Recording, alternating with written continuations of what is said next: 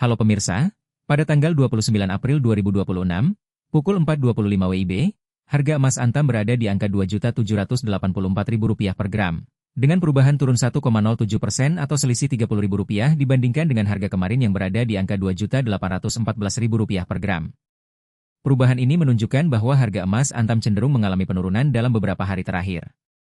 Untuk memahami tren ini lebih lanjut, kita perlu melihat historis perubahan harga emas Antam. Pada kemarin, harga turun 1,07% atau Rp30.000, dan 7 hari lalu, harga juga turun 1,63% atau Rp46.000. Selain itu, perlu juga kita lihat perubahan harga emas Antam dalam jangka waktu yang lebih panjang, seperti 30 hari terakhir, 3 bulan terakhir, dan 6 bulan terakhir. Dengan menganalisis perubahan harga dalam berbagai periode, kita dapat memperoleh gambaran yang lebih komprehensif tentang tren harga emas Antam dan membuat keputusan investasi yang lebih tepat. Dalam investasi emas, penting untuk memahami bahwa harga emas dapat berfluktuasi secara signifikan dalam jangka pendek, namun dalam jangka panjang, emas cenderung mempertahankan nilainya dan bahkan meningkat.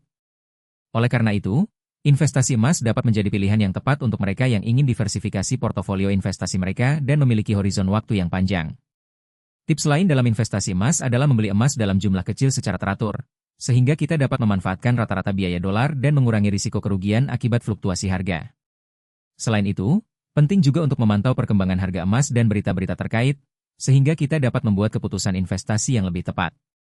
Dalam beberapa tahun terakhir, emas telah menjadi salah satu instrumen investasi yang populer, terutama di kalangan masyarakat Indonesia. Hal ini dikarenakan emas dapat menjadi salah satu cara untuk melindungi nilai aset dari inflasi dan fluktuasi ekonomi.